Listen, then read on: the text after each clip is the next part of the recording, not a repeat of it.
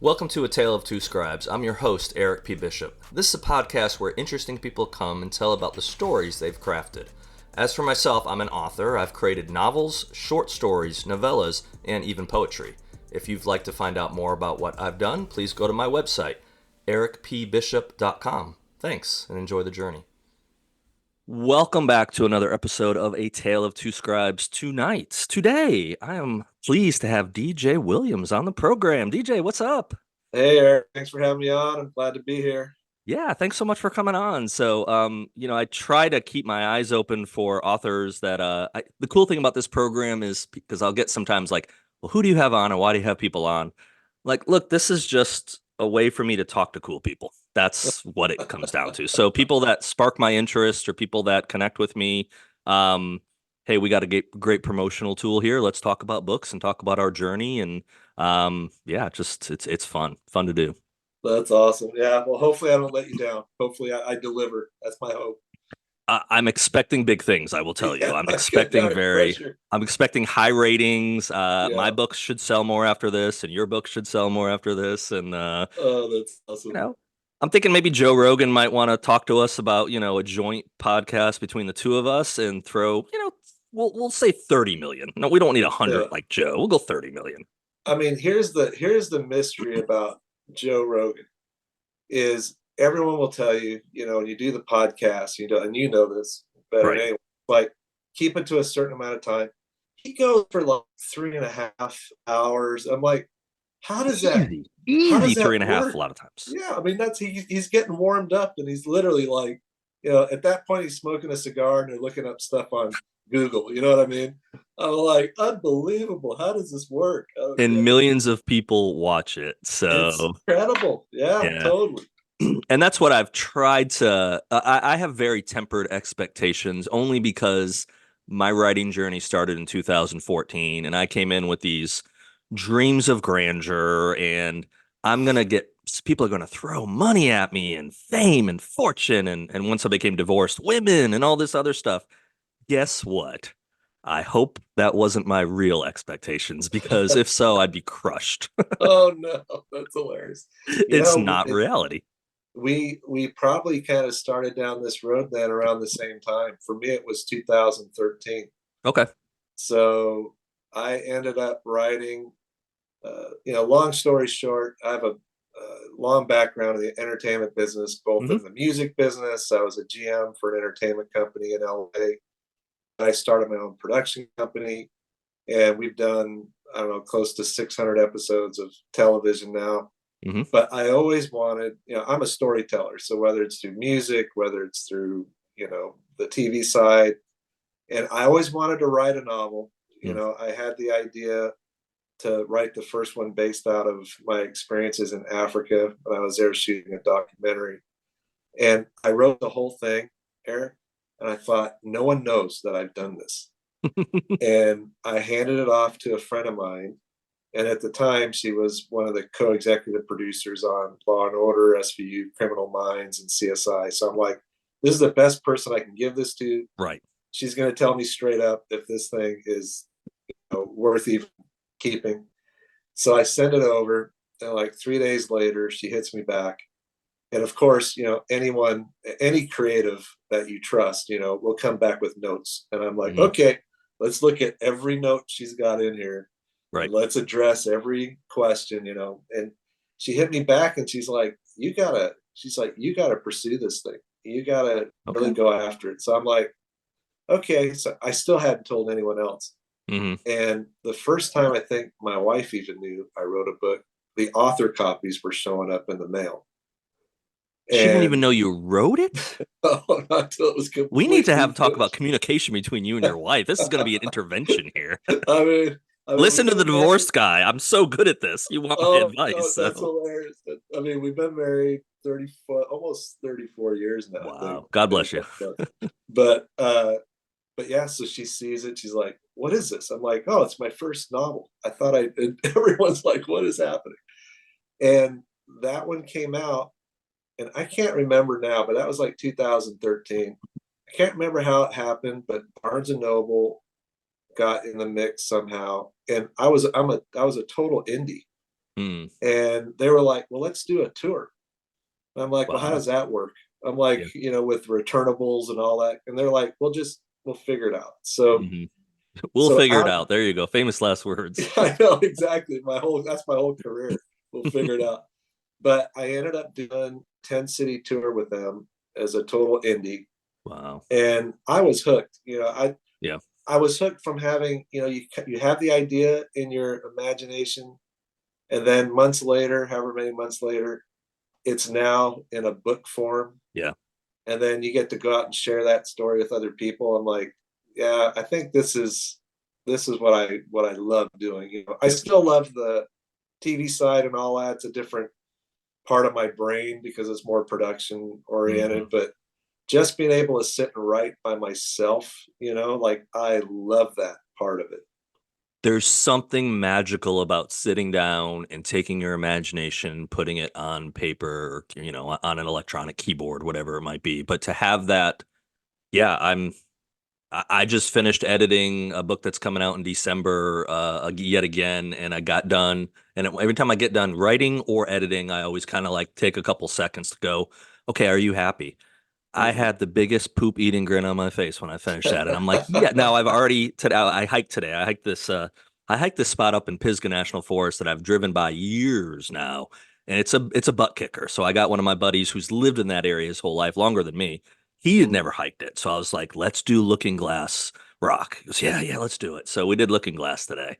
And I mean, my legs are so it's good that this is from the waist up. My legs are so freaking sore. It was 2,000 something foot elevation change, and but it was, you got to the top and it was religious experience. Oh, Gorgeous. You that's look out the awesome. Blue Hills, Blue Ridge Mountains, you don't see anything. There's no houses, no towers, no nothing. As far as you can see is just mountains and rolling hills. It's Mm-hmm. just and green, spectacular.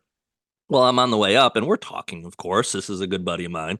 And but I started thinking of stuff like, you know, I could jump back in and put this little tie-in Oh with yeah, this book to my main series, my Body Man series. And so I literally got on my phone, made a note, sent it to myself, or I think I sent myself an email is how I normally do it. And tonight, yeah, when we're done later, when I should be starting yet another edit, first I'll jump in and just put in this little yeah. teaser that connects in these series You're constantly tweaking. You're constantly. constantly, and my Africa experience. We were there for 3 weeks. We're shooting a Wow. documentary, and I was born and raised in Hong Kong, and Hmm. then I moved to LA when I was 15.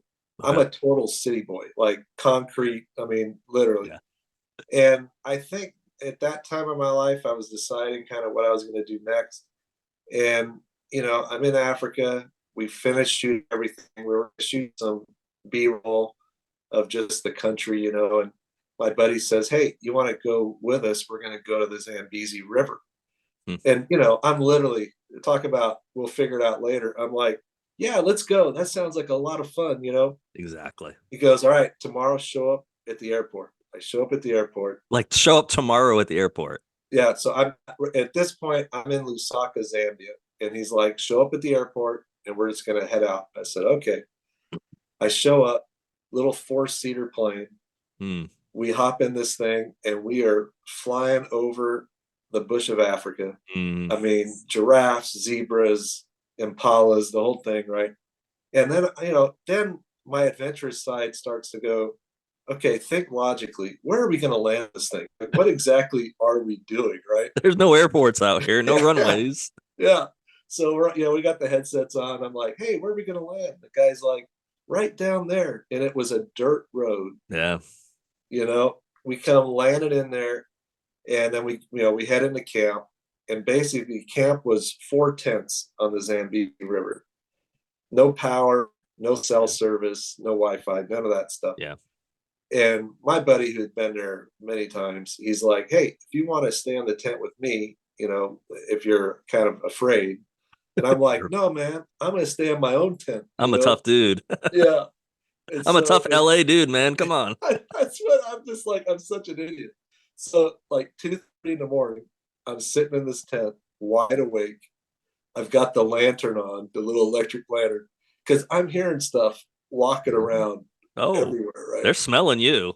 And then you start thinking, what's to stop an animal from coming through this really thin material of this tent. You know what I'm saying? Nothing. Yeah.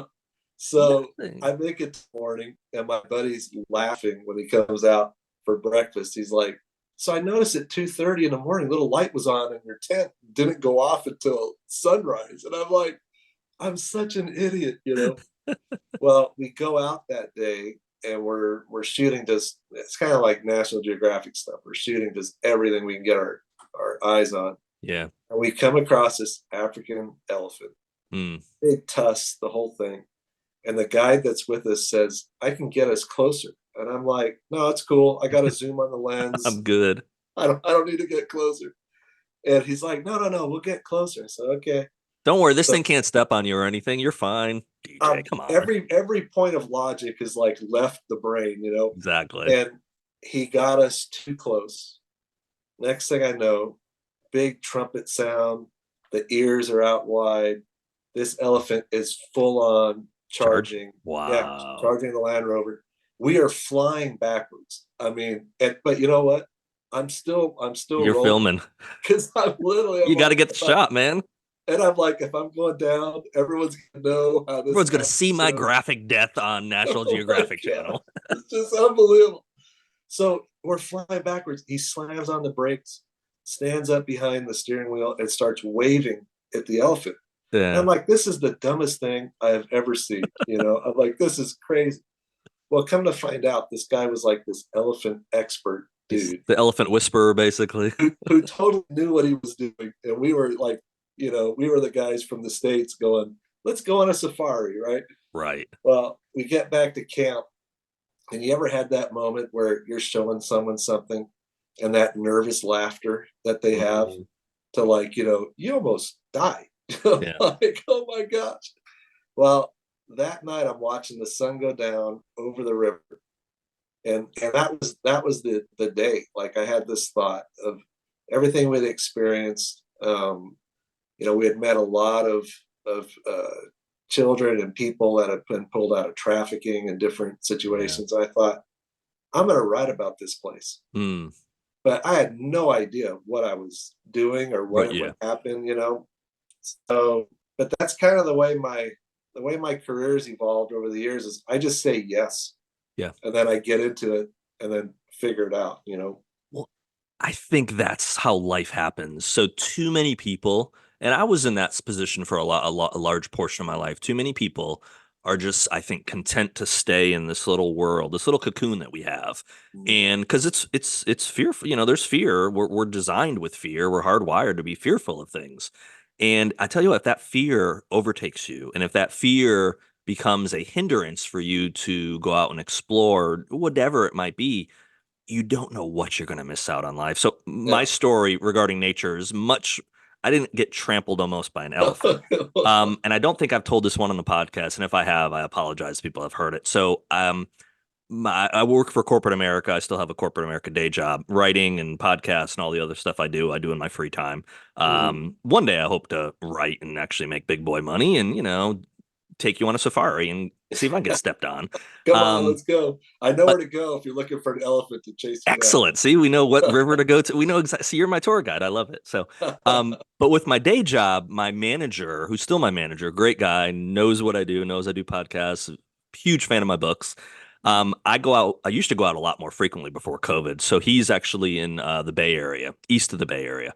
So I'd Yeah. frequently go out to San Francisco. There was a stretch there where I went out once a month for a while. So Mm. um, I figured out that sometimes I'd have to be there through weekends, and I had, it's you don't work on Saturday and Sunday, so go do what you want. So I started going to Yosemite on a regular basis.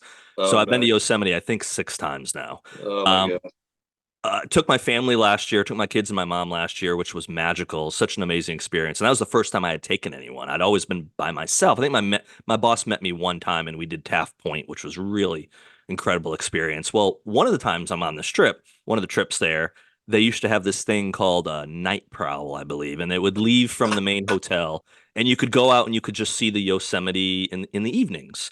Very Yeah. safe, nothing, and no, it was totally safe. But they I kind of mean, like they would tell you like what to listen to, and they would show you how your night vision works with your eyes, and they'd have you do oh, the. I did end up doing it twice.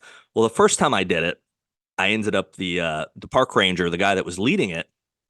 I'm not by myself. Everyone's couples or families or whatever, and I'm the lone wolf there by myself. And so, super nice guy. We're chatting, we're talking, and he asked where I was staying. I said, I'm staying at the Camp Curry. Oh yeah, that's awesome. And he goes, Where do you live? And I said, I said I live in like Western North Carolina, blah blah blah. And he goes, you don't know where Spartanburg is, do you? South Carolina? I just got engaged to a girl there. I was like, yeah, I live 20 minutes from Spartanburg. He's like, oh.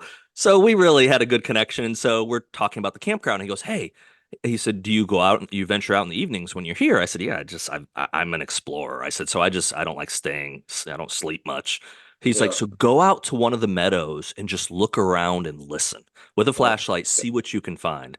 So that night, I go back to I grab a Guinness beer and I grab a cigar, and I said, "I'm going to go out to one of the meadows by myself, have a cigar, drink a beer, say a prayer, think about life, think about a story for a book." I'm just going to enjoy myself. Well, I get out there in the middle and I'm holding my beer and my cigar, and I start taking the flashlight and shining around. Well, all of a sudden, I see these eyes looking back at yeah. me. Someone's looking back at And you. these eyes start getting closer and closer. And you can't see where I'm at in my living room, but about 10 feet away from me, the coyote finally stopped. Oh And I my went to God. go like throw the beer bottle or make a loud noise, and it just stopped.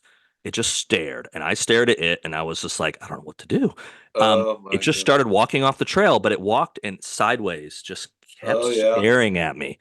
As Yeah. soon as that MFer was wherever he was supposed to be going, I went back and enjoyed my beer and cigar on the porch at Camp Curry on a rocking chair because I was like, screw that. I'm Oh not my going to be the gosh. first victim of a coyote in Wow. Yosemite because of this guy. I mean, I would say if you're in Yosemite, are you sure it was a coyote? It could have been a wolf. I'm just I'm saying. sure so I've had a couple run-ins with coyotes with the Boy Scouts. I'm 100% sure it was a coyote. Oh my And gosh. then so last year like I said, I took my family back last year, and I had all the times I've been, I'd never seen a bear. So the first day we're there, within 2 hours, my son and I saw a bear, and it was a Oh small bear. It God. was afraid. We didn't Yeah. chase it or do anything stupid. We're not the Taurons of Yellowstone like that, like the Instagram page. But Wow.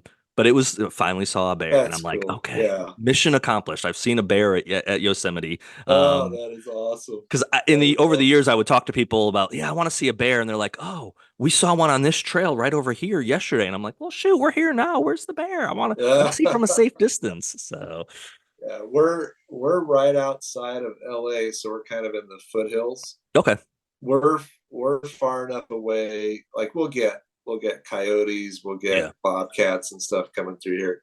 But a few miles down, friends of ours, they are in like mountain lion bear country. hmm And so you'll see it on the news where it's like, we've been following, Smokey the Bear now for the last 3 hours as he's like diving into the swimming pools and like climbing over the walls. I'm like, no, you can keep that over there. I'll deal with the coyotes on the street right here. Oh my gosh. well, as we as a society continue to encroach on where they live, I mean, I don't fault these animals because it's like, Yeah. and that's especially when it comes to like bears or whatever, it's like with your story being in Africa, you're telling me that lion or whatever was creeping around or that hyena or whatever wasn't like, I smell Wolfgang Puck in there. Yeah, I literally. I Yeah, want just to I want a meal. What in the world? You know what I it's mean? like I'm smelling some meat right now. It's like, wait a minute. Exactly. Oh my gosh. We Exactly. not to stay on the Africa thing too long, but probably the crazy one of the craziest things other than the elephant was we got on a boat and we were going down the Zambezi Mm, and I'm filming my elephants right on the shore. hmm All of a sudden, we see these hippos, I was gonna ask hippos. Yes. and I'm like, I never knew they could swim that fast. I mean, it was insane. We were Yeah. literally the guy in the boat, who's the same guy that was with us in the Land Rover. He kicks the thing into gear, and we are flying down the river now. And hmm these hippos are just like charging in the water. And I'm like, if I make it back to LA alive, that's gonna be a miracle. You know what I mean? So, Well, but we did. they're vicious. Yeah. People think. I think maybe because when we were kids, they used to have hungry hippos, the game, and people thought, Or we oh, went to hippos, nice. Disneyland and They're we're like, hungry. hey, They want to eat you. yeah, That's why they're yeah, hungry.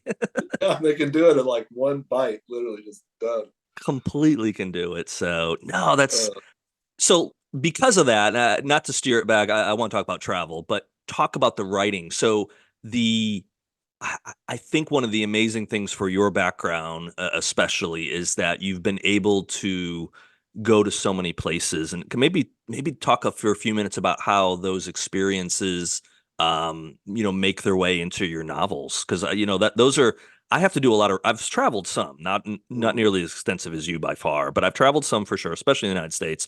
But there's a lot of international stuff that I have to like Google Earth to see Oh yeah. what the streets look like or what the whatever looks like. But you obviously don't have to do that for African stuff. You can get away with talking about the Far East and Hong Kong. So talk about that setting that becomes part of your books. Yeah, I think that's probably the two things that happen when I sit down to write. I'm thinking about the character, and then I'm thinking about the location. Yeah. And I want to put them in that place first, and then the plot and everything just kind of plays out of that, at least for me. Hmm. So almost every place, I'm trying to think off the top of my head, almost every place in the book so far, like the Chase Hardiman series, and then I'm writing a young adult supernatural series called Beacon Hill. Hmm. Almost every place in those books I've been to. Wow. And so I think it adds a level of authenticity as far as, you get the facts, you get the locations, whether Hmm. it's Japan or wherever you're going to be. But because I've had the experiences of walking those streets and being with the people there and like Yeah. different cultures, and that was really, being raised in Hong Kong, especially back in those days, it was ruled by the British at the time. It was a melting pot of Yeah. cultures. So growing up, all my best friends were from every part of the world. Hmm. Really, we were all going to school together, but that really kind of it has inspired the characters for me. And Yeah. then, the locations are just they're fun to write. And then, I do the same thing as you too. If there's a city where I'm like, I want to put the story here, I've never been there. Well, Hmm. Google is your friend. It Google and really Google is. Maps, I mean, Yeah. all that like really helps, us as writers. It helps us bring that authenticity, even if we've never been there. Yep. But definitely, I love writing about places I've been and putting them into the stories for sure. I had a chapter. So 3 years ago, Boucher Khan was supposed to be in New Orleans, and they canceled that conference about a month before. I had already paid for everything. It was because of COVID. There was COVID Okay. outbreaks happening, and come to find out, New Orleans ended up kind of locking down. Like when I got there, you had to show proof of vaccination to go into a restaurant. So Uh, it was very interesting. It was really weird because I didn't have any proof. I didn't have a card. I wasn't vaccinated, and mhm, I could go in so like you'd have this like no, Bourbon Street's a bad example. You smell piss and alcohol and see boobs in Bourbon Street. It's mhm. weird place. Totally. It's not actually it's disgusting place, honestly. I went down it twice just for the experience and I was kind of like, Yeah. I'm good. I'm good. Oh my Actually, gosh. Get um, me out of but here. but you could go down one of those roads in the French Quarter in the stores, and you couldn't go in a restaurant order food, but you could go Mhm, in the next entrance and go in the store and buy something. You had mhm. to have masks on, but it to me was like so strange. So I still went on the trip, even though the trip, because like I said, I prepaid. I had this Yeah. awesome experience. I got to go flight Jack Stewart, who's a well-known author right now. Oh, Jack, yeah. I've recently met him because he endorsed King of the Night, and he is one of the nicest dudes on the planet, man. I mean, Super it's nice awesome. guy. He Yeah. actually picked me up at the airport when I flew into New Orleans. He was still with the Navy at the time, and he brought me to Joint Base New Orleans. I think it's Joint Base New Orleans is what it's called. And I kept saying, "Hey, I want a backseat flight. I want the Mark Greaney experience." And he just laughed at me and said, You're not Mark Greaney. You're not getting it." I'm like, "Damn it." Oh my God. But what he did for me is he got me in the F-18 flight simulator, the Hornet simulator, for an Oh, come hour. on. So That I is got this cool. amazing experience, amazing Yeah. experience. So I'm so glad I went on the trip, even though the conference got canceled. But where I was going with that was I had already thought in my head, I was working on breach of trust, and I wanted to have a scene written at Cafe Du Monde. I wanted to have the current body man be surprised by the guy he replaced, by the former bodyman coming in and telling him this dire thing that was happening. And I Mhm, wanted to set it there, very mhm, touristy. Part of it I wanted to set that up is because he was like, why would you want to meet in the most touristy place in the world? And the former bodyman was like, that's where things happen. You want to meet, you don't want to go meet behind closed doors or in an alley. You want to Yeah, meet out and open because no one's going to be expecting it. No one's going to be looking for you. And so they have this great conversation and they reconnect. They hadn't seen each other in a while. Well, I sat at Cafe Du Monde for about an hour and a half, 2 hours, and I wrote that scene. I wrote that yeah, chapter right awesome. there, and everything that Yeah, was happening around me, there were street performers coming in, coming down, because I did it in two different settings or two different sittings, once earlier in the day and once late at night. I wrote all that. So everything in that chapter, with the exception of what happened with those characters, was was real. yeah, And even to totally. this day, when I read that, see those chapters, or I get comments about those chapters, I go, "Yeah, man, that was a part of my life that I put Yeah, into that chapter." you can picture it. Yeah, that I'm writing a, you know, as you know, well know, King of the Nights just come out, but I'm already writing like another book and then Hmm. working on the third book in that series. Well, the book I'm writing right now takes place kind of in Northern California, kind of Okay. Santa Barbara esque, Yeah. you know. Beautiful area. So we go up there a lot, and there is something about that. You know, you kind of find a spot that maybe many people may not know about, and then when you sit there and just watch what's happening around you, Hmm. that's like, you know, that's the stuff when you put it on the page. Yeah. People, if they ever end up in that place and they experience it, they're like, whoa, like he was really here, Yep. because, you know, look, there's that, there's this, you know, here's the vibe inside this place, and it's like, Hmm. yeah, that's the fun. I mean, that's cool that you had that opportunity. I should ask Jack if he's going to let me go up in a simulator. I need to ask him that You when I you see him. probably got to be a New York Times bestseller for that to happen, or he's gonna just laugh at you. So, Well, and if he he's, if he lets you go up and he didn't let me go up, then he's a dick. What in the world, oh no, man? that's all What right. in the world? Well, I'm going to work my way in nice and easy. I think I'm seeing him in November. He's coming to LA to release his book, like his next book. And Gotcha. literally, it's like 10 minutes from my house. So I'm like, That's dude, awesome. I'm coming over. So, The author community is it's so fantastic. I don't know what other way to say it. It's just the support you get, and that was something that I kind of didn't expect when I first started writing, because my journey started in 2014. I didn't have a book come out until 2021. So mm, I was 4 books in before I finally got someone to say yes to me. uh, And it was a long journey. And when that journey first started, I just assumed, I came from a business world and I'm still in the business world, and it's not cutthroat. My business isn't definitely cutthroat, but I just had that expectation that writers are going to see you as competition.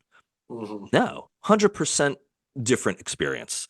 yeah, There might be some of that, but if that happens, I haven't really experienced it. yeah. So the support you get from fellow writers really is tremendous. You know, I think for me, uh, I had I'm still, if you want to say I'm like a newbie in the publishing world, I probably am still, you know.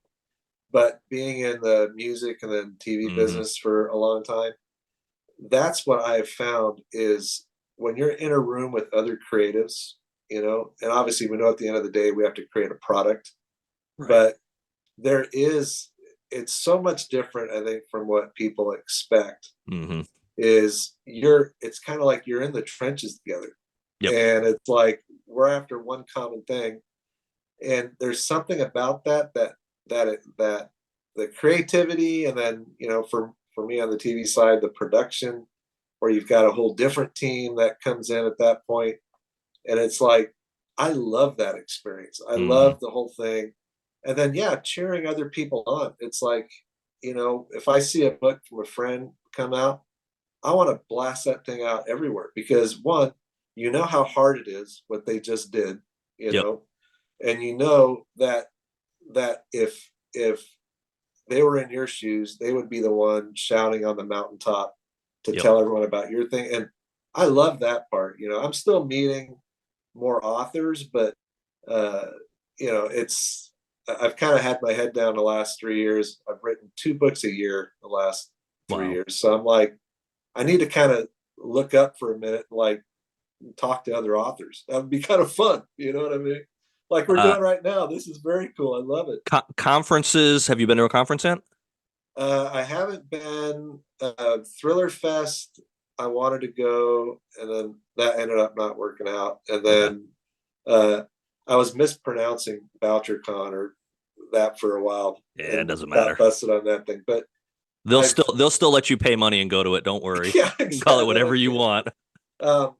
I've spoken at different writer conferences, Okay. mainly uh, you know, a lot of times on panels talking about, storytelling or how Yeah. it works. How do you take the book and pitch it to Hollywood? Like we've done a lot of Right. pitching over the years. So it's mainly that, but I haven't up to this point, I haven't really had a chance to hang out with too many other authors. Ryan Okay. Steck's a good friend of mine, Mhm. so we talk quite often. But yeah, that'd be fun. I'd love to meet more people that are way more up the food chain than I am. Would be awesome. Yeah, but they're not that far up the food chain as you think they might have more book sales or they might have that, but so it's been a while since I've been to a conference. Last one I went to was BoucherCon in Minneapolis. So I Mhm. this year was just recently the conference just happened, and it happened to fall right around my daughter's 13th birthday. It was a couple days before her birthday, but so I had her custody that weekend before the weekend of the conference, and so I said, "Hey, honey, let's go to Nashville for your birthday. It'd be really cool." And she's like, "No, no, I'm She's not like, going to, we're no, not going to Nashville." So I'm like, well, I don't, the time with the kids trumps anything else because yeah, totally, it's precious and I only get half the time. yeah. So that ruled that out. And there was something else. Thriller Fest typically falls in conflict with my day-to-day job, honestly. I do accounting, finance work. So the first 5 days of the month, business days, Oh yeah, it's are busy. hard to get off. Like I was in Vegas with my son back in last November to see U2. I was supposed to Oh have that come Friday on. off work, and they Oh, made me how was work. that? It was flipping amazing. I Flipping. had some We just like I've man. talked about it in the podcast, so people definitely like shut up about it. We were floor tickets.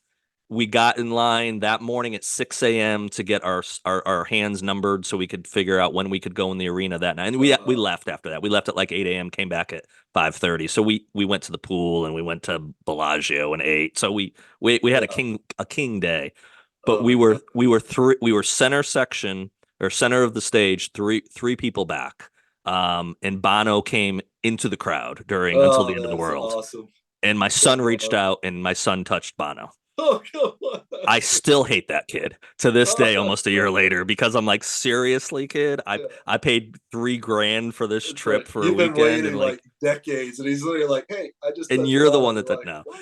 No, it was one of those fatherly moments. That was all a joke Oh, for anyone listening. I'm not some yeah, no, that is horrible awesome. monster of a dad. It was so fun.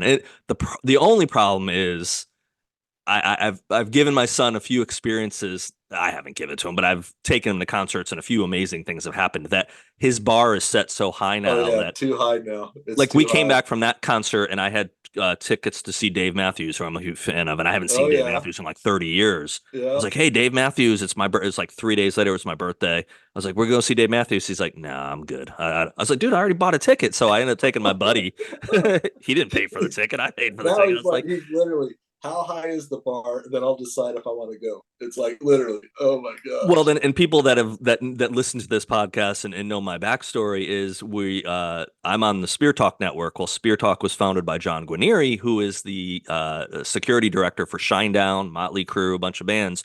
So Oh he yeah. introduced me to Shinedown several years ago, and actually went out on about 10 different shows one year. So Oh, that's I went cool. out and saw him in Sacramento, Aftershock. I went to Dallas and Houston. I went over to Wales and did a show over in Wales. So, Oh, come on. I had Thanksgiving dinner with Barry and John in some Italian restaurant in Wales a couple years ago. So That's just these just amazing insane. experiences. And my son's got to come and do a few Yeah. of the shows as well. And so, this kid doesn't want to go to a show and have to stand, 20 rows back or up in the Oh 300 my section. gosh. He's just like, "Are we going to be on the stage?" And I was like, "Yeah, that's only Shinedown. That's Yeah, not like every literally. band doesn't happen with that." You're like, this doesn't normally happen. Come on. And then it's bad though, because I go to a lot of concerts, and most of the time I go to a concert now, I'm looking at it and going, "Man, I see the band way down there." It's like it's much cooler to be standing like 10 feet away and have like Eric Bass come up to you during a song and give you a high five or whatever, and you're Oh just yeah, like, no. "Oh, You can life is get, hard." oh man, it can happen so fast. I had a buddy of mine. He had this was back in kind of the Kobe days, like for Yeah. the Lakers. and he had a suite at Staples, and but he would be gone out of town all the time, and so I would get a call, say, "Hey, swing by the office, pick up the suite tickets, and just go have fun." Go have fun. Yeah. Well, we to this day we've never told anyone who that friend is, because all of our friends were like, "Who is this guy? Like, where do you get these tickets?" You know. Right. So, but sometimes you'd call and then they'd be like, "Well, who are they playing?" I'm like, "Does it matter? We're going to be in the suite." You know what I mean? Exactly. Yeah. So I have gone to games before with like me and a buddy, and we have the whole suite to ourselves, and we were watching the games, and Yeah. you're just like, we had the bar too high for our friends, because then I they're know. just like, You "Who's said playing?" it. You're like, "They're playing the Clippers." They're like, "Man, no, I don't want to go to that game." We're just like, "What? Are you kidding me?" So it's funny. So I was in LA. I used to go for work frequently. It's been a few years since I've actually been down to LA. But one of the I was in working out in Riverside one week, and so one night I said, I'm gonna go to Staples Center. Lakers weren't in town, Mhm. Clippers were. Yeah. So at the time, I think it might even be called the Staples Center anymore. But so I go down to Staples Center, no ticket, and because I was told, hey, it's the Clippers, they suck. You'll be able to just walk up and get any ticket you want. Well, Yeah. I guess they were playing good that year, whatever year that was. And I get to the stadium. I parked, paid like $30 to park, several blocks away. I walk up there. Mhm. The ticket line is wrapped around the building. And the game starts Yeah. in like 20 minutes because I came after work. And I was like, I'm not even going to get in there. So I'm just standing there. I got in line. I'm like, well, I drove all the way here. Well, let me just see what the options are. I'm Mhm. standing there for a few minutes. And all of a sudden, this guy comes up and he's a couple feet away and goes, hey, you need a ticket? And I'm just like, yeah. He goes, I got one. I was like, okay, how much? He goes, Oh I don't boy. know. Just you can come. I was like, what do you mean can come? He goes, I got an extra ticket. My buddy didn't come. I was like, Yeah. can I What see the is ticket? It what just is it's happening? I thought I was gonna get sexually assaulted and some weird thing was gonna happen. It's LA, so you never know. It's like, Oh what yeah. is about to happen here? He shows me a ticket. It's like, I don't know, 10 rows from the floor. It's a Oh my. $150 face Oh value yeah. ticket. And I'm Yeah. like, you don't want any money? He goes, I don't know, buy me a beer. And that's when I Oh. really thought I was going to get assaulted because I was like, Oh yeah. this sounds Literally. That's bad. that's So, amazing. long story short, I go in with this guy. He ended up being a producer. I don't know if it was for Ellen DeGeneres or whatever. Oh, He was a that is producer for one of these daytime talk shows. And yeah. him and the guy that he had tickets with, the guy couldn't make it. And he goes, you just seemed like a decent guy. You're standing there by yourself. And I kept saying, how about $20? I'll give you $20. And finally, he took the Yeah. $20. He's probably annoyed with me. But I'm like, Oh I my don't think god. I should be sitting here at $150. Like it was easier to watch the game and watch the players with my Oh yeah. eyes than look up at the jumbotron. Yeah, I mean, when you're that close, that's what's hard. If you go to a baseball game and you're that close, or you're at, like, a basketball game, then the next time you have a chance to go, aren't you a little more like, where are the tickets? Like, if it's in the third section, I don't think I want to go. I'll just watch it at home. So I was telling you off air, I'm close to Greenville, South Carolina, and they have a Red Sox farm team called the Greenville Drive. So their Mhm. season's about to end. So last night, a couple weeks ago, I got a couple tickets, and I got like third row from not exactly behind home plate, but it's just a little bit off center. So like great seats. Oh, that's I awesome. can't find anyone to go with me. So for like the week before, I'm like, I call my friends, I text people, I ask my son, nobody is available or wants to go or their wives won't let them go. So I go down to this game last night by myself, like, Yeah. sitting there like a loser. But guess what? It was amazing. The No, weather no, it's was awesome. perfect. They played great. And like literally, I could have taken my empty beer bottle if there wasn't a net there, my empty Michelob Ultra aluminum can, and I could have hit the catcher.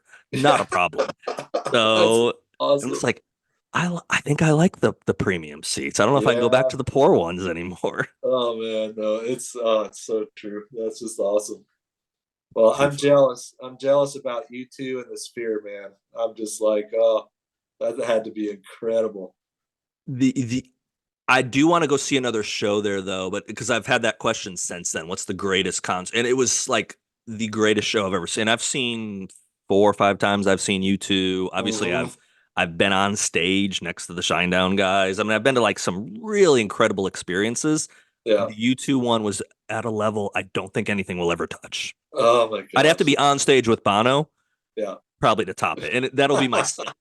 My son's a guitar player, so he'll get to play with the Edge and Bono, and I'll be the Oh, one sitting down in the pit being like, "Hey, remember me? I got you this. I started this for you." No, all right. Well, if he's a guitar player, so remember when you two did the 360 tour? I was there, saw it in Atlanta, So Georgia. we Yes. saw him at the Rose Bowl in Pasadena. Oh wow. And one of my buddies is a drummer. He's played for a bunch of big artists. He gets a call last minute. Hey, you want to come to the concert? So he's down in front, right? Hmm. Well, below the stage, at least for this tour, I'm not sure if they do this all the time, but for this tour, the Edge had one of his guitar guys was under the stage. So he plays So along with the Dallas Edge. Shoe, probably his guitar tech. It must be. I mean, I Okay. just remember my buddy telling me the story, and I looked him up on YouTube and watched him on stage actually do this. Yep. He does all the switching, all the pedal switching, everything, Yep. and the Edge is just cranking out. And this guy's just like the guy's under the stage. No one even knows he's there, and Yep. he's rocking out with YouTube, and no one even knows it. And You know no what I one mean? knows Oh, it's exactly. so cool. It's like that is just the coolest. Yeah. No, it's amazing to have those experiences, and I share them with people too, and it's never like a rub to say like, guess what I have got to done. I always want to share it because, man, I want to encourage people like, hey, again, like we were talking before, get out of your comfort zone. Yeah. That doesn't mean you're going to get to meet Shinedown or get to be close on a YouTube show. I mean, but there's some things in life that you can't predict and you cannot control. Yeah. But if you can kind of get yourself creatively and socially in a place where you're open to experiences find you at that stage in life. Things Oh, happen to you totally. that you cannot predict, you can't pay for, you can't control. But if I always tell people, I'm looking at my couch as we're talking. If you sit on your couch and you watch Yeah. Netflix and you just honestly waste your life away, that's what you're going to have for your life. You're not going to have these amazing experiences that if you're an author, you can then tell a story about. You're Mm-hmm. only going to be able to Google Earth and say, "Oh, what's Paris like?" It's like, well, I've been to Paris. I Yeah. got kicked out of the Eiffel Tower when I was, Yeah, exactly. actually they closed it, but I like to embellish from a Oh writer's no, perspective and say that's what we're we were supposed kicked to do, out. Eric. Yeah, we're supposed to embellish it. I We are supposed to. remember, I remember we got these tickets last minute. I don't even remember how we got them.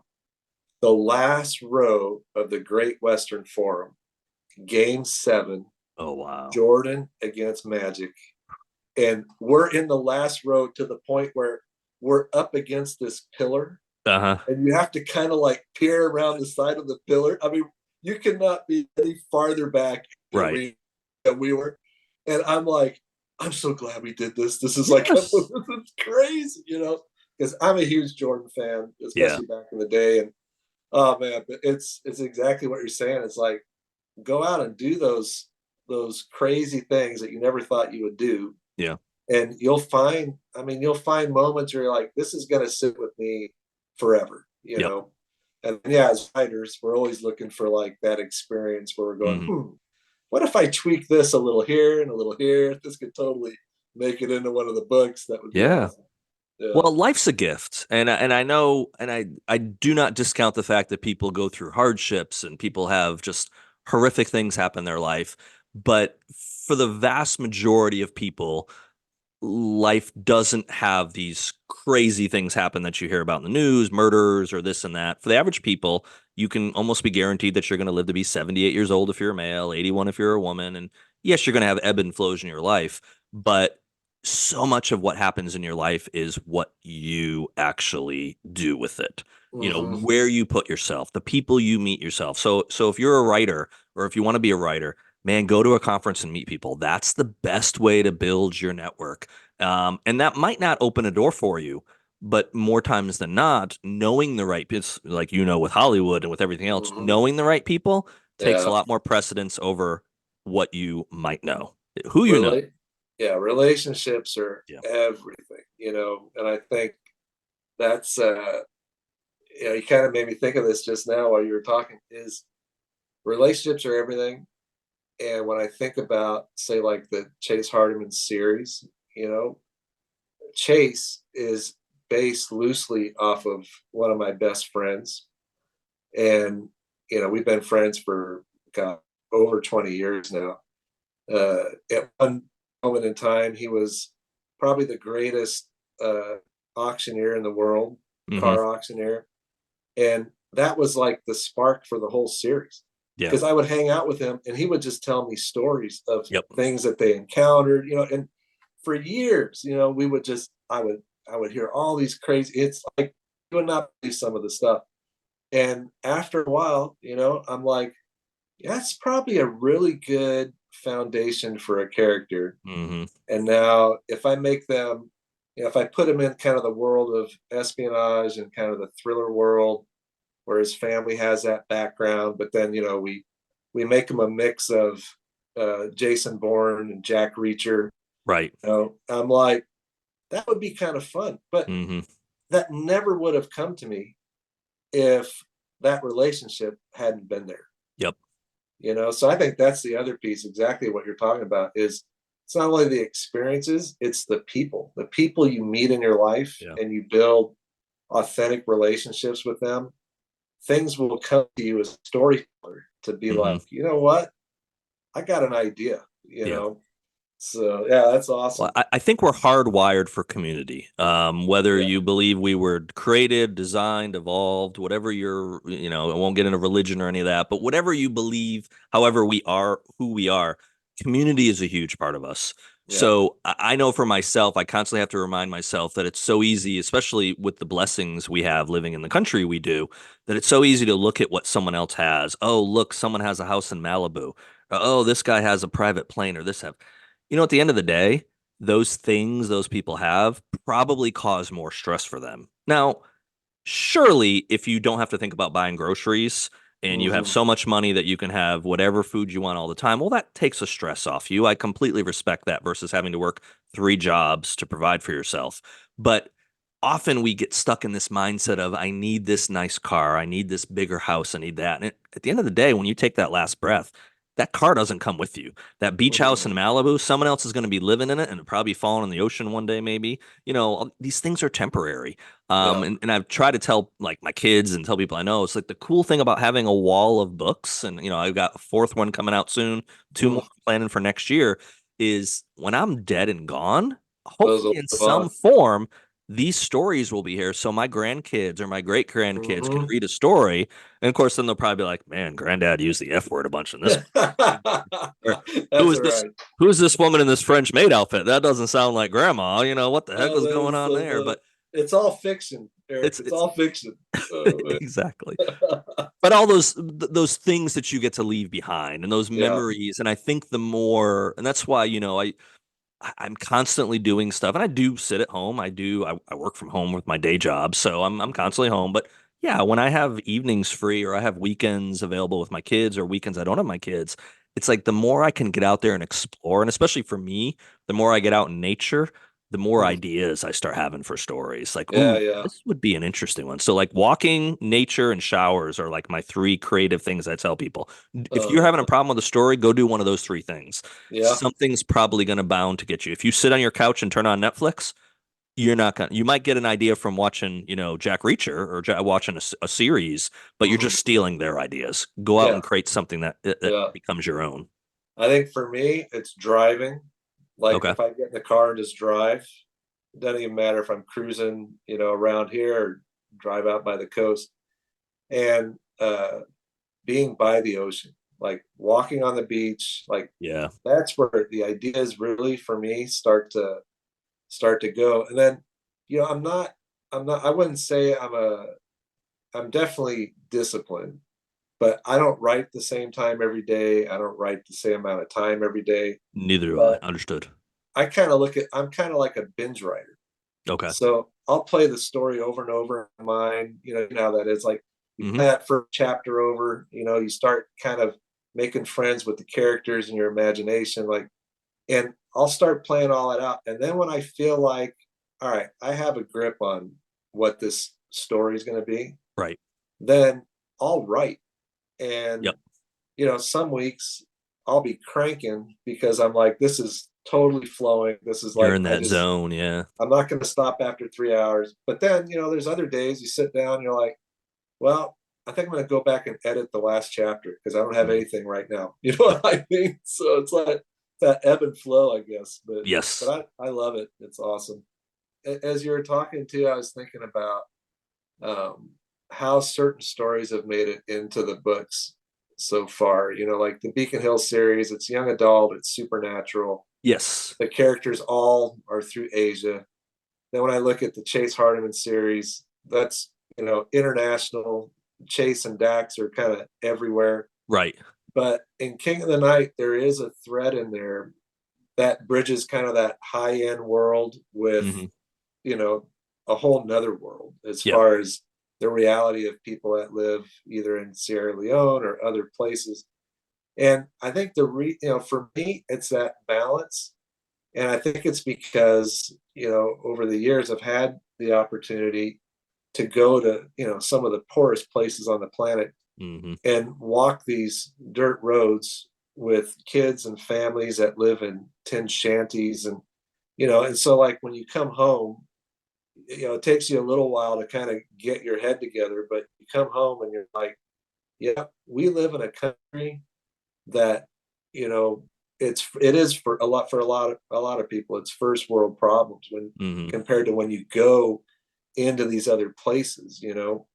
And I've tried, even though they're not named in the books, I've tried to honor those relationships with those families that I've met and give people a glimpse of that world, you Hmm. know, in this fictional setting. That's But awesome. yeah, yeah, it's been, because someone asked me the other day, they're like, is there a message to the books? You know, well, first, I want them to be entertaining, you Hmm. know, but you know, I'm sure there's messages in there because it is, we kind of put a ourselves in the pages, you Yep. know, so I'm sure there's things in there that kind of help walk readers through kind of that gap, you know. Yep.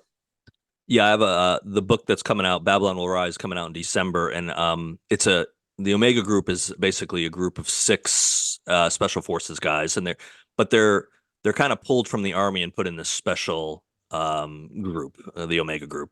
Mm-hmm. And one of the guys, though, he's actually from East LA. His name is Jesus, Yeah. and the backstory for him is he was a gangbanger. He was a rough and tumble guy. Ended up I gave him a salvation experience basically, where this is a guy that was on the path of like you're gonna be dead or kill people and end up in Mm-hmm. prison. And instead he had this life-changing experience where he basically gets saved for all intents and purposes. And he completely changes his life. And it's ironic, then he joins the army and his job is to kill people, Yeah, which that's incredible. but it keeps kind of coming back in the story time, in the Yeah. stories where little things are said and his responses are based on, hey, I've lived like I had there was a scene I wrote not that long ago where he's basically having to they're having to get in this vehicle and they don't have the keys and they're like, hey, Jesus can hotwire this. So it's like, oh yeah, yeah, yeah. Yeah. Because I used to steal cars in East LA, you think I could do it? And of course he Yeah. could do it. And so he did Oh do my it. goodness. But they give him a hard time. He's like, well, this is acceptable now because this is going to save our lives, basically. Oh, Um, that's but awesome. those small and for me, from writing those characters and writing, again, you take little things out of your own life or people and be able to kind of inject those in your characters. That's the fun part. I mean, I Oh have a yeah. couple of characters. I In that series, I have this character called the Jackal. It has nothing to do with Carlos the Jackal, but this guy's name sounded like it. So that's as he joined the military, in the army, and when he first started, they started calling him the Jackal. Mm. He can be the most obnoxious jerk in the world. He's always sarcastic, but Yeah. at the heart of him, he has a heart of gold. He wants Yeah. to do what's right. He doesn't do it very well. And he's littered with women and all these other like horrible experiences in life. But at the core, he still has this good thing about him. And it comes out every now and then. And then when it comes out, the guys are normally like, holy cow, where'd this come from? And it's like, well, that's a quality in him that's there. It's just, Yeah. it's an onion. You have to tear it back to see what's there. And it's like my favorite character. It's like, what stupid stuff can I give the Jackal to say? Mhm. And then at the end of the day, though, I'm going to have people rooting for him because, yes, he does some dumb stuff, but Yeah. he redeems himself as well. Yeah.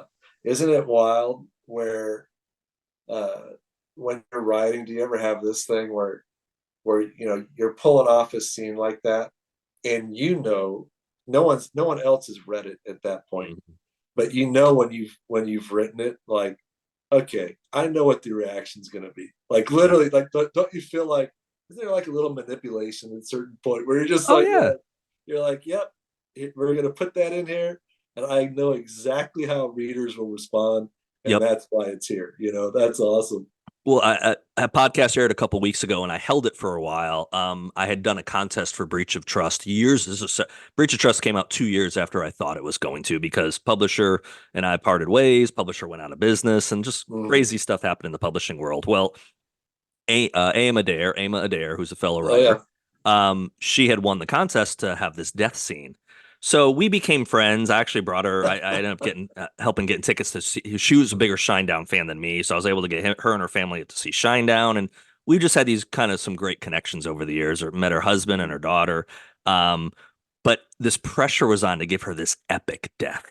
Oh, that's So so hilarious. I wrote what I thought. I mean, I cried every time I read what I Oh, wrote. And that's so, so good. so because I can also be a jerk, I wouldn't let her read it. And so what I Yeah. did was I mailed her a book back in the spring, and I ripped those pages out of her death Oh, that's scene, perfect. Yeah. wax sealed them shut, mailed them to her along with the book, and said, "You can read these when we film a podcast, and you read it online on air." And she had agreed to this, so I'm not that big of Oh, a jerk. that's just great, man. So we filmed it and we did it. It just came out, I don't know, 2, 3 weeks ago from when we're filming ours, but we had filmed it months ago. And it was just, but it was one of those things where to hear her read it, and then but those things I built into it, you absolutely Mhm. believe I built into it, because I wanted to have the reader be like, oh my God, he's going through, and part of it in the second before she dies, she's thinking of her daughter walking down the aisle. She's thinking of Mhm. her son bringing back his first girlfriend to meet, and she's not going to be there, her husband. Oh my gosh. And I used her real kids' names and her real And husband's name, and she had given me permission to do so. So she was just like, and you she's played a little dirty with this. And I'm like, and she's reading it in real time. she re- That's incredible. it was one of those really fun experiences, and I have had some back and forth with her since then, and be like, Yeah. Are we still friends? Are we still I mean, friends?" And she's well, like, "No, you got me. You did a good job." So I don't know. I kind of think you might want to keep your eyes open, because when she writes the next book, someone may end up in a scene in the next book that you don't know it's Oh happening. no, I'm gonna be sitting on my couch here one day writing like the next Body Man series book, Yeah. and like this Suburban's gonna just drive through my wall and just crush me into the side of the wall, and she's Yeah. gonna pop out, and I'm gonna be bleeding, and I'm gonna blood's coming out of me, and I'm taking my Oh last gasp, and she's gonna be like, "You killed me in front of my family, huh? You killed." I was like, "Oh my goodness, well, she'll get me." it's either that or as a good author, she should film that as the trailer for like her next book. Like literally, it's just like she's like, "Look, cut. All right, it's a wrap. Let's go." Too funny, but That's no, awesome. those experiences, and again, that circles back to what we were talking about, just meeting other writers, and you're not Yeah. going to have most of the time the experiences I've had with writers is writers get more support from fellow writers than they typically do their own family. That's not uncommon Mm. experience, and then some Mhm. writers have amazing support from their family, but I know writers that their spouses or their family members have never read their books, have Oh, never that's even bought their books. That's not one out of 1,000 that happens to. mhm. So, Yeah. I think yeah, it's interesting along those lines, because I've written, the thrillers, and I've written the young adult stuff. Uh, Family definitely, they get on board with both, but it is interesting to watch friends of mine read both series, because mhm, they're completely different, completely different, right? and they're literally like, so this is how I thought it was going to go, and now it's not going this way. Like, how did you? How did that happen? And Right. I'm going, yeah, but yeah, I'm Are one you of ever those writing guys. those two series at the same time, or do you finish a book before you then start the next one? Yeah, the first kind of what happened with the Chase Hardiman series, The Auctioneer came out in 2019. So I started writing book two, Okay. and then COVID hit, and then our whole production company, we shifted to doing totally post production during Okay. COVID because we couldn't shoot anything. Gotcha. So when all that's happening, I ended up selling the Beacon Hill series, Hmm. and then part of that deal was I couldn't put out I couldn't put out the Chase Hardiman books until the Beacon Hill series came out, Okay. but I was still writing King of the Night. So for like a year, Eric, I was writing King of the Night and then Hunt for Eden Star, which is book one in the YA series, at the Hmm. same time. And I know a lot of authors say this, but I swear it's the truth. I don't outline. And so Me neither. literally I'm writing both of these books, all different characters, completely different worlds. Hunt for Eden Star has like the real world. It has all these other realms that the characters go into. Mm, And then I'm still pushing ahead with Chase and Dax, and they're in the real world, taking people out and doing mhm. all kinds of crazy stuff.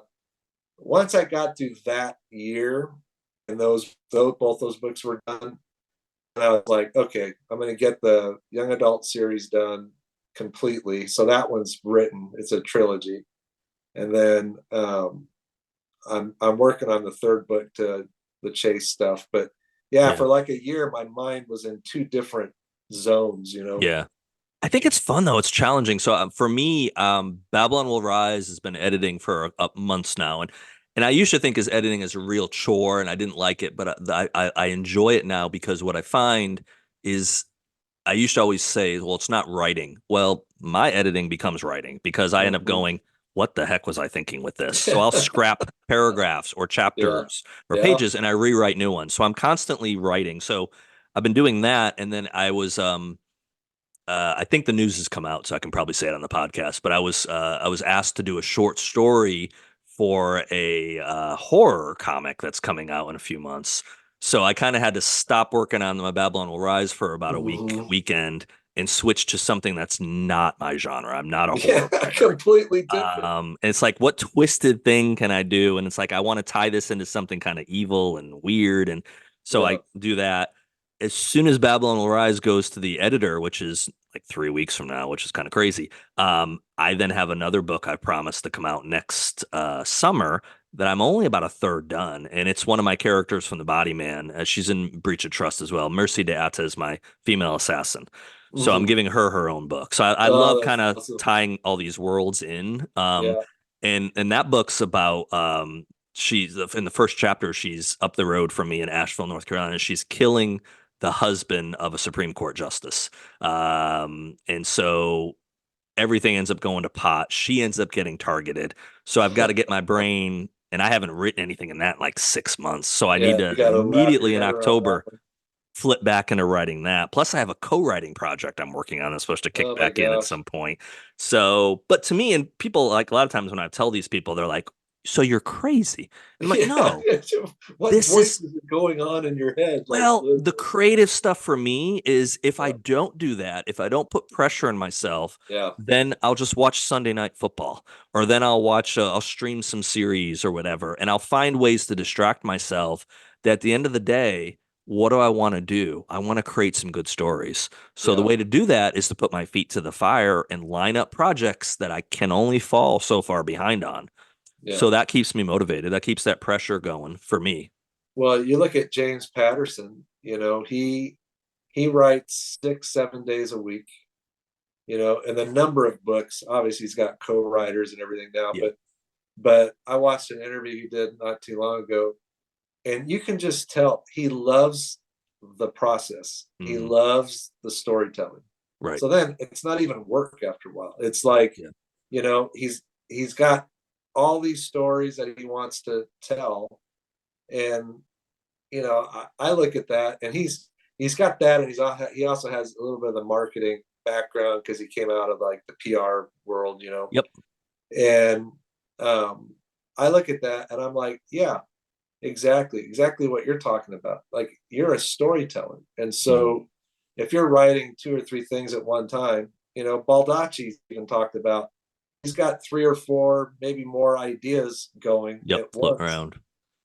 And I think that's a good thing because the conferences that I have spoken at and gotten to meet other authors that are in the game, um, are ones that people that want to become authors. Mhm. You'll meet some of them that have written a book for the last 8 years, Yeah. and they're still writing the same book, and they're like, well, I don't know. And I'm like, well, here's what I've learned, and here's what I learned being in the entertainment business. You always have to have a first cut of something. Yep. If you don't have a first cut, then you're dead in the water because you're Mhm. going to be spinning your wheels. forever. Yep. And the same is true on the writing side. You have to get that first draft down, no You do. matter how much you know you're going to fix it. Right. Just get it to the end. Hmm. And then once you go back, you might find I'm going to fix the first half, or I like this middle part better, Yep. but if not, you're going to be writing that same book forever, Yeah. and I love that. Like with all the projects you have going on, I'm writing another book. We're pitching 2 other series. Like I love the mix of it all, which Hmm. is kind of nuts, but because we keep it all in our imagination, which a Yeah. lot of people can't understand. Like, how do you do that? How do you compartmentalize all these people? I have 2 other books. I have one that I started. So, Adam Hamdy, who's a British author, he's actually writing with Patterson. Mm, He gave me a critique on breach of trust a couple years ago, and he's a terrific human being. I can't speak highly enough of Adam.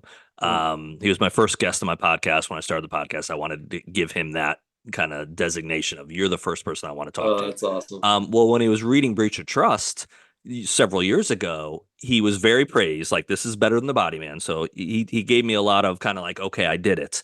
But he was like, this one chapter, I think it was chapter 3 at the time. He's like, you need to take that chapter out. And so, of course, we get talking about it. And I was like, dude, I mean, I don't get it. I thought that chapter was really good. And he goes, no, that's the problem. You're throwing away this really cool concept and you're giving it to the Body Man in this story. He's like, but take that chapter and go write a completely new series or a new Oh, book wow. totally based on that premise. And he said, if you Yeah. do, you will probably your problem with trying to find a publisher or this and that are probably not going to be a problem anymore. Oh, that's Um, awesome. and so I started it. So I took that advice, took it out, rewrote the chapter for breach of trust before, this is a while back. I think it was even before it went to the original publisher. Then I was left with this idea. So I stewed on it for a while and I started writing and I wrote about a third. I wrote about 30,000 words. Mhm. But then life happened, life changed. I ended up starting my own book imprint. Breach of Trust was going to come out under my brand. The Mhm. Body Man was going to get reissued under my brand. I was doing Ransom Daughter at the time, there's a novella. So I had all these other things happen, and I just creatively said, I don't know where I want to go with this. And so Mm. I put it aside. And some people would be like, man, you finished that thing. Well, for that particular idea, I know exactly what's going on with it, and I could pick it up tomorrow and start writing again. Not a problem. Yeah. I haven't figured out where I want to take it because I haven't figured how big the conspiracy is going to be. So it Mhm. just kind of stews in this little Yeah. thing. And every so often I'll be like, oh, that's a good idea. And so what I do is I have this devil machine right here that I keep all my notes on. It gets backed up to the cloud every night. So I'm good. Yeah. I'll go make notes on my little devil notes there and say, hey, what if for that story you do this? And I just add to Mhm. it. And it's probably going to be another year. And maybe in a year, I'll like get off all these other books I'm trying to write and I'll sit Yeah. down and I'll finish that book. And I think that book will then be something that maybe gets my name out there to a lot of people. And if not, that's okay. I'll get that It, story out of my head at some point. And to be able to have that problem, it's a good problem to have. yeah, totally. I think chasing, especially on the entertainment side of my life, like we pitch all kinds of shows, especially Mhm. before COVID. I think we pitched like 12 pilots in a couple of years. And to me, the process of the storytelling process, you can't control the outcome, Right. like what'll happen with it. But as a creative and as a storyteller, like you want to write that story because you want to know how Yeah. does it end. You Right. know, that's the approach. For Yes. you, I think definitely, and that's what I keep coming back to. Where King of the Night's just come out, but I already know like book three. Book three Mhm. is already playing in my imagination, and I haven't Right. written a single word yet. Single word. Right. I can already picture like certain scenes and like Yep. certain things and it's wild because you're going and the good ideas they keep playing over and over, Hmm. all of a sudden you're like 6 months from now or whatever, or maybe actually like 3 months from now when I sit down and start writing it. Now I've got kind of the arsenal of Yes. ideas and storylines and everything running. And then it makes the writing so much more fun, Right.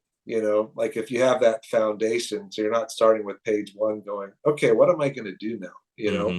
You've already got it, like that beginning piece of that story from that chapter, pulling that out, you've already got like that Yep. foundation, you know. So Yeah, I that's the agree. hardest thing probably, is like keeping those things from not running 24/7, you Yeah. know, until you're ready to write it. You know what I mean? Well, in the beauty of us writing in the day and age we do, there's a beauty and there's a curse. The curse side of it is there's so much content. There's so many people putting books out that how do you set yourself apart from them is a real challenge. It's something I talk with authors all the time because they'll say, Mhm. "Well, look, man, you look successful as a writer, or you've got these many reviews. How do you do that?" And most times my answer is, "I don't know. I'm just making Yeah, shit up." No, not yeah, really. I actually have a that's plan awesome. on a lot of this. Yeah, But so I'm competing with a bazillion people in some ways, even though I said earlier you're not competing with authors. Well, I'm competing to get my words out there with readers, not with authors. I'm with readers. Um, but the flip side and the positive side of that is we live in a time where if you come up with a story idea, if you put the effort into it and you create that story, hire a professional editor to get it edited and all that. hmm, If you can't find an agent, if you can't find a publisher, you can still get that book out there. You can create yeah, a brand. You can create what I've done with like with Bruno Media Publishing. You can create your own book imprint, and you might only be print on demand or whatever through Amazon, but you can get books out there. And then, as hard as you can market, you can get that book in people's hands. yeah. You couldn't have done that 30 years ago. There was, Oh, you had to just submit stuff to, and it was all going to New York. You had to send that manuscript, print it off, send it to New York, and then just wait for your rejection letters to fill up your walls. yeah, Just a completely different thing. And now we can tell a story, and maybe we'll only sell 5 copies of it, or 10 people will read it only, but we can get our stories out there. And so that's a beautiful thing about the digital age we live in.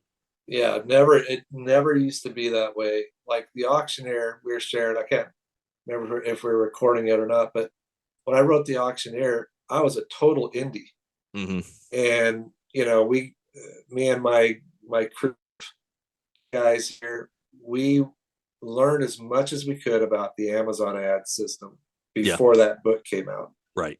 And when it launched, we were running ads, we were doing all kinds of stuff, and it ended up in like the top 20 on 3 different lists for like 6 weeks. Okay. No one knew that it was an indie Hmm. situation. And you know, I've been traditionally published, I've indie published, and one of the things I've learned over the years is that as the author, it's as much work to do both. It is. And so, and as an indie, if you can create, from your cover design, your packaging, your marketing, if you create it in such a way where it's competing with the traditional publishers, Hmm. where no one can tell the difference, Yep. you know, then that gets rid of that, if people That's have that stigma. stigma, Yeah. and it gives you a story to tell Right. on the marketing side. Oh You yeah. know? So that, yeah, that's one of the things I've learned with having both the series going at one time. One traditional, one indie, Hmm. is like last year I did I think close to 30 author signings with Barnes and Noble Okay. in one year. And I'm like, I had to work just as hard to do that, Yeah. whether I was traditionally published or whether I was indie published, Right. and Amazon, has been good for the Hardiman series. Well, here's something else that's kind of interesting is the Hardiman series, Amazon has been the best outlet. Okay. For the Beacon Hill series, the young adult series, the best outlet has been Barnes and Noble. Barnes and Noble. Okay. And I'm like, I would have thought Amazon a hundred Hmm. percent, but as it's rolled out, and that's why I did so many dates with them last year, is they really got behind it. And so I think even for an indie, you never know where that push is going to come from. Hmm. You Right. know, it might be Amazon or it might be some other opportunity that surfaces that Yep. says, "Hey, we love what you're doing. We want to get it out Yeah. through these channels." And but you never know unless you have that book. And once the Unless you have book that. is done, then man, all kinds of things can happen. Yeah, I agree with everything you said. And like you had mentioned too, the thing that I've kind of told people over the years is if you decide to go indie and I get the financial resources. Like me having this conversation with you in 2014 when I was married and writing my first book, I couldn't have invested in my career at that point. Mhm. I didn't have the support. I didn't have the resources to do it. So if I decided, and I had people when I wrote the first book, I had some like people now that are big name ones that everyone that's listening would know, just self-publish it. It's like, yeah, but I don't have the money for an editor. I don't have the money for a cover Mhm. design. Yeah, I don't want to just put a subpar out there because that's my name. yeah. I don't want to use a pen name. I want to keep, I want to protect what I'm doing. So I have to do it Mhm. right. Well, now I'm in a position where my life's changed. I don't have the private jet and the private island or anything, but I'm able to invest money I have a cover guy that I use, a professional cover guy. I have a Yeah. professional editor that I use, and so I'm able to hire those people because I have to pay all those 6 months in advance before the book Oh even yeah. comes. Yeah, before you Um, even know what the sales are. Yeah. exactly before I know, and I might start seeing pre-orders, but I never know until that book comes out. Is like, is it even going to get the money back that I Yeah. invest in it? And fortunately, yes, and then some, but that's not a guarantee. Well, if you don't have that money, you can't do it. But if you can find a way to save up to have a professional cover design, do that because yeah, if someone looks at it and they realize you probably made this thing in Microsoft Paint or in Mhm. Canva, the free version of Mhm. Canva, Yeah. they judge a book by its cover. If the Yeah. cover looks Well, like crap, they're not going to buy your book. and they're judging it by a thumbnail. It's Uh, no longer like the full size book necessarily on a shelf in a store. Exactly. Right. It's a thumbnail. It has to pop at that size, Yep. and I would say, to encourage all the writers out there that are indie, the more work that you can put into it, on the front end, and there's ways through like Readsy and Fiverr and other outlets you can use to really do things economically. Oh yeah. The more work that you put into it, if you have an opportunity with a traditional publisher, they're Mhm. going to look at all of that Yep. history, and I can guarantee that will be, especially for a new author, that will be part of a decision making Hmm. situation where they're like, okay, we like the story, we think we can do this with it, but what is the author doing? Oh, Right. so they're on Instagram, they're on X, they've got an email database, they've done a lot on their own already. Right. That gives you even a better shot. And Oh then, yeah. I've got a buddy of mine who's total indie, been indie for years. He's done like, I think he's written 22 books, Hmm. and he's a total indie author. And he told me no publisher has been able to offer him a deal that's better than what he gets as an indie author. So everyone's situation's different, but it gives you options as the author to say, Yes. well, is this a good deal or should I just do it on my own? Yep. So my editor, who I had on the podcast, Jonas Saul, a couple months, or it probably aired a month or so back or whatever. I can't remember now. His book that came out, which I think he's on book 37 in this series, he had an agent say no one is going to buy a book series with a female lead that's doing this. Mhm. That book has sold just like in the neighborhood of like under 800,000 That's great. copies. That's It sold great. like 2 or 3 million of the whole series. So Yeah. like stupid numbers when it comes to public. Like, I mean, even if you're just making $1 off a book sale, Yeah. you're Totally. making real solid money on these book sales. Yeah. No publisher is going to give you any money remotely close to that unless got successful books out for years. Yeah. And he said, it's still something that kind of doesn't get under his skin, but he still is reminded by the fact of, yeah, and he does stuff that's traditional publishing now as well. But he remembers that, man, they basically told him, eat dirt. You're not gonna, this isn't going to get published. And it's like, you don't know if the big publisher passes you and doesn't want you, well, maybe it's legit, maybe it's not a good book, but it's possible that if you go indie, you don't know what. I mean, I know what my sales have been since I've gone indie. I know what I've made through traditional publishing versus indie. um it's much different when you keep 100% of your revenue. Now, Yeah. granted, you have 100% of the expenses as well. But when I was through a small publisher, you best believe I spent money to market that book. Oh yeah. And I Yeah. got a small percentage of the royalties on the or the revenue out of that. So it was hard to get your money back. Now I can know from the get-go, what's it going to cost me to do these six things? What's my monthly budget going to be for marketing? And I can know exactly, like, I knew when Breach of Trust came out in came out June 18th this summer. I knew exactly how many books I had to make to break even. Yeah. And I was there before the book came out. So I That's knew when awesome. that book published, I was already going to be profitable. And Yeah. everything after that was gravy. And Yeah. honestly, everything after that just goes to the next book. And one day maybe the gravy will actually overflow out of the cup. But but I had that because I was in control of all that. So then I could kind of play with the marketing money of going, okay, put money in this resource, put it in this bucket, do that. Versus going with a big publisher. And there's nothing wrong with going with a big publisher, is all that's out of your control.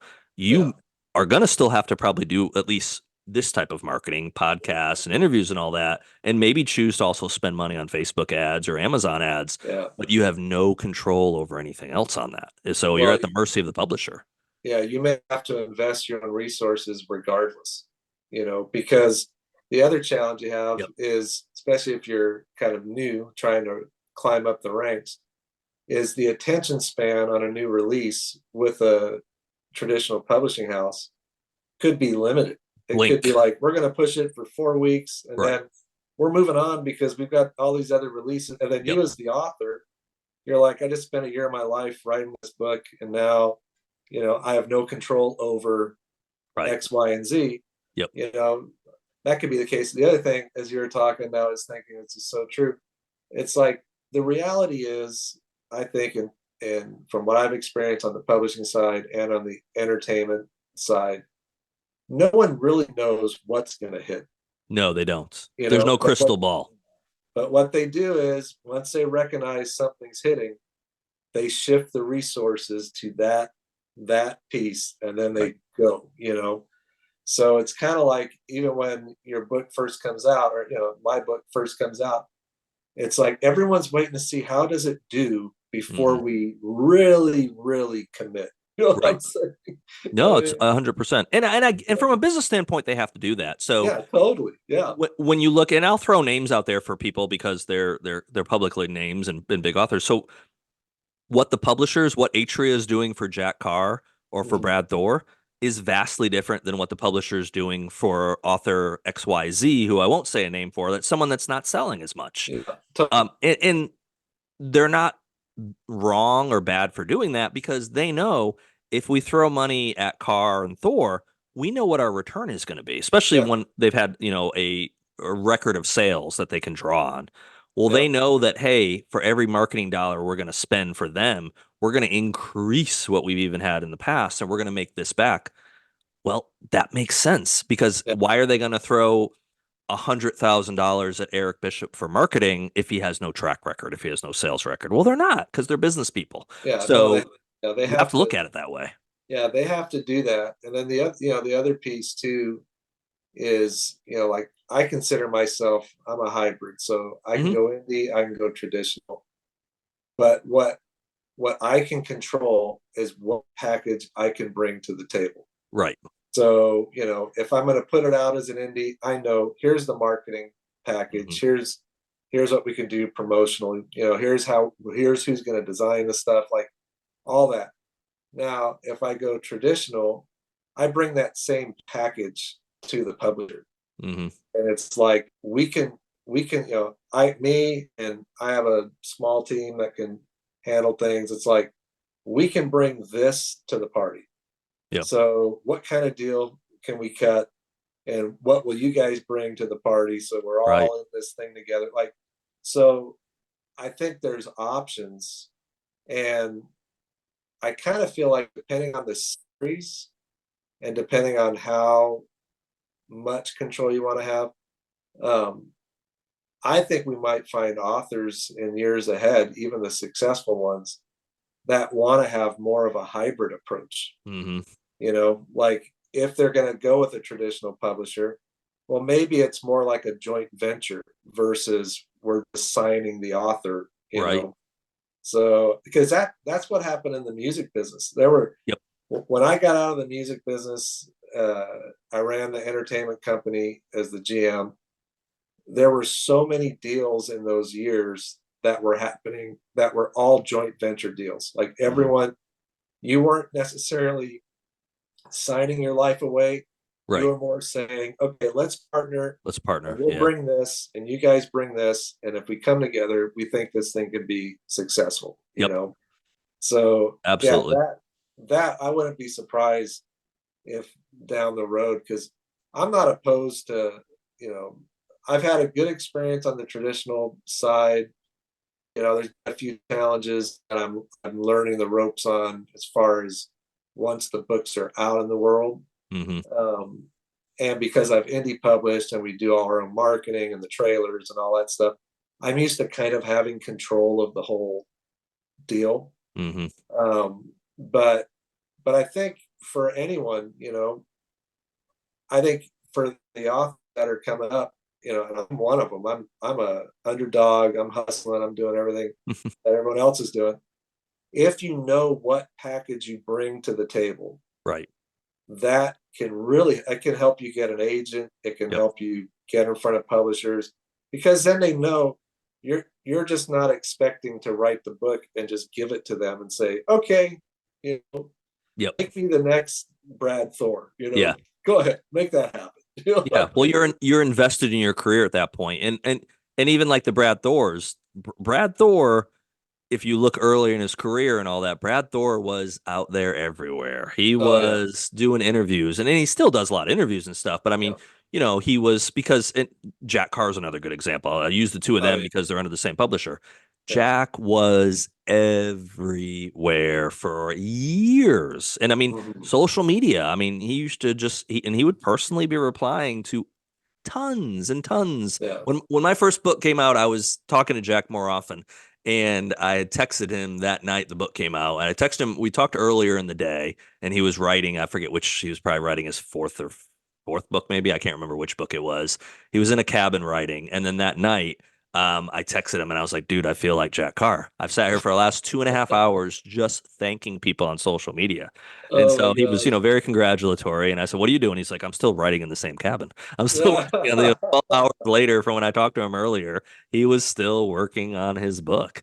Yeah. And that, guess what? If you want to be successful, Brad Meltzer has told me that before personally. Brad Mhm. Meltzer is another person that I've been fortunate to have a good interaction with, and not a mentor per se, but I've followed him closely, and he's given me a lot of advice over the years, and just been super super encouraging.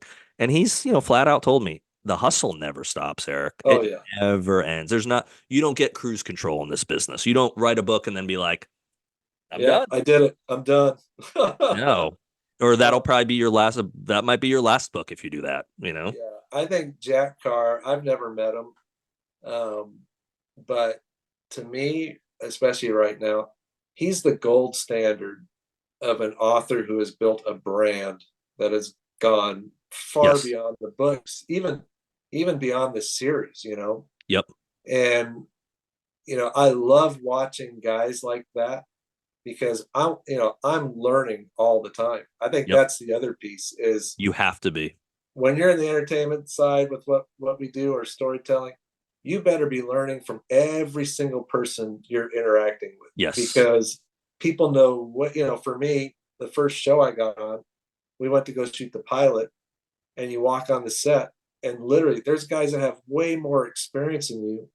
And Hmm. what's the smartest thing you can do is just start asking people, okay, what do you think? What do you think? Yep. And you put those pieces together. And, I'm, I would say I'm a big Jack Carr fan, but I'm also, you know, like so impressed with how he has built that in the Hmm. amount of time that he's done it into, Right. and I know resources are different for everyone, but it's like think about what that would look like in your world. Hmm. I think about what kind of brand could I build in this world Right. that fits my personality and my background, my experience, and all that kind of stuff. So, but he brings a lot to the party, and that's Hmm. why He does. Yeah. they get behind him And that's for why he's sure. good. Yeah. So he had given me some advice years ago because I said to him, we had a phone call and I said, I'm not a Navy SEAL. I don't have this pedigree that you have to kind of sell your books. And he just gave me some flat out advice of, be yourself, put yourself out there, and Mm, some solid advice that helped steer me of like, well, what can I offer? So mm, what when I'm selling books or selling things, because we're all selling it to some degree, of course, and you need to be authentic. So be who yeah. you are. So that's part of the reason why, man, when I'm out in the black deck and I'm grilling out something on the Blackstone, or when I'm up in Glassy like I was today, I'll throw posts out there because I'm Yeah. sharing with people who I am as a person, and they can hopefully connect with me. And hopefully they'll be like, oh, I associate with Eric because he loves the outdoors. If everything I put up is like some smoke and mirrors that I'm just trying to sell something that's not, people are gonna Yeah. pick up on that super, super quick. They will pick up on Yeah. hypocrisy. So anything I'm posting, any event I'm doing, anything stupid I'm saying that's out on social media, hey, that's me. If you Yeah. don't like it, if you don't then want to read my books because of that, then I'm okay with that because I am who I am, and that's what I can present to people basically. Yeah. I think people know on my social, they know I write stories and I like a good glass of Cabernet. I think that's what they know. Cab. I don't drink as much cab as I used to, but cab is was my drink of choice for years. Oh So, man, Cab or a little Pinot Noir. Oh man, don't oh, get me started. I do my best writing after at least one of those, Eric. I'm sure, absolutely. Have you ever? I'm sure you have. I don't know why I'd ask this question, but I'm not a huge Napa fan of the area Yeah. itself, but I am a huge Yountville fan. Have you ever been to Yountville? I have not been there. Kind of our go-to spot uh, is a couple of hours outside of LA, area called Los Olivos. Yes, And I'm familiar so, with it at least. Yes, yeah, yeah, the Bidens were there like a week ago. And so that's the first time we saw like Los Olivos on the news. Do you know what I on the mean? Like news. most people, unless you're driving through, you miss it. But yeah, I mean, Well, one day North. we're gonna have dinner in Yountville. Bottega Oh, is a really good restaurant I try to go to when I'm up that way. I'd love to take you to the French Laundry. I have myself have not been there though because the tasting menu is like $600 a pop or something crazy. oh, I've walked by it and taken funny pictures and put it on social yeah. media, but Bottega, which is a couple blocks down, you can eat really good for $100. I mean, Well, you don't need six hundred Eric, let's dollars, see. and it's Let's see fabulous. if let's see if Brad Thor will take us. Let's ask him. No, I'm just kidding. Brad or Jack, I think they probably Yes, could afford it. But I they, mean, mentor us. Come on, mentor us. mentors. Show us what it's Let, like. let's mooch Oh, off some good meals from the more successful authors. oh, that So, is awesome. Well, yeah, anytime you're out here, let's. I'm always down for that little road trip. That'd be fun. no, I'd love to do it. Love to do it. So King of Nights is out. So give our listeners your elevator pitch on what they can expect from that story, and let's get them to try to buy a copy. So tell us about it. Awesome. The Auctioneer, which is book one, is kind of the origin story for Chase Hardiman. At the Hmm. end of the Auctioneer, Chase is faced with a choice that he has to make. And on page one of King of the Night, we start to find out what choice that was. Hmm. So Chase embarks on a global quest for revenge for an FBI agent that is kidnapped alongside his partner Dax, who's very sarcastic. And I love Dax to death I love because him already. he's probably right. He's in my wheelhouse. They they kind of navigate the world of international intrigue, political gamesmanship. They face off with an enemy that they didn't see coming, and then they have to create some alliances with some enemies of their own that they Yeah. never thought would happen. And Eric, the crazy thing about this is all happening with part of the story thread. President Bouchard is my president in the series. He is deciding whether or not he's going to run for a second term. And he's got all these secrets that he's trying to keep hidden. And if they surface, then everything's going to go nuts. Love So it. I kind of got him on this global quest now, and there's plenty of twists and turns. I can guarantee readers when they get to the end of King of the Night, they are going to know exactly who Chase and Dax are going after in book three. Love Like it. without a doubt, they will know. So We just have to write that book three. And then in yeah, January, your Beacon Hill series, The Battle of Lion Rock, comes out. So you get within 6 months, we got a twofer coming on here. Yeah, third book in the Beacon Hill trilogy is out January 7th. So I'll be back on the road next year with Barnes and Noble. Like I said, they've been really good to us for the series. So I'm When gonna. you're on the road with them, are you more just in California, or do you travel around? I did almost 30 dates with them last year through California, Arizona, mainly because of my production schedule. Like I Okay. didn't want to be flying everywhere, Yeah. but we went to Arizona. I did 4 Barnes and Nobles in 24 hours. We That's sold out. We sold out at every date on the tour except for the first date, which was Easter weekend. uh, And I was saying I can't compete with Easter. Okay, I you can't should have compete with wore an Easter. Easter bunny costume and stood out front of Barnes and Noble, and you might have sold the rest of the books. So. I should have done that, giving out like chocolate eggs and literally like here's an egg. Exactly. But we just it kind of like what we were talking about a little earlier. Like as your books have gotten out there and as they've sold, there's a part of it you can't explain how that's happened. You know what Hmm. I mean? And the Barnes and Noble thing for me last year with Beacon Hill, I can't explain it. Like Yeah. some stores, I'd show up, we'd sell out in the first hour. You Right. know, I mean, and the buyers at the stores were just like, "We can't believe this is happening." Like this Yeah. is, first get there, they're like, "It's okay if you can't sell all the books. It's all It's right. We okay if can only two return people them." come. We forgive you. But Yeah, exactly. But I learned early on we had the biggest book cover banners. I mean, okay. they were giant. They were like Yeah. 8 feet by 5 feet. Oh wow. And I put them up at every store Okay. right at the front. So right away, someone walks in the door, they're like, "What is Catches this?" their attention. Yeah. Smart. And I'm a total, people don't believe me, but I'm a total introvert. So me having to sit there and like talk to people, Right. I Torture. had to get over that really Chinese fast. water, special Chinese water torture for you, Yeah, basically. exactly. Yeah. So, that went really well. And so we're gonna finish out the trilogy next year. I'll probably do, I don't know, 10, 15 dates with Barnes and Noble. Okay. And then the third book in the Chase Hardiman series is set to release September 2025. So you better So get right in there, my man. it is, yeah. I'm committed now that the Beacon Hill series is done. I have the freedom to put That the free. books Yeah. out earlier. Gotcha. I want to put the Hardiman series out every September Okay.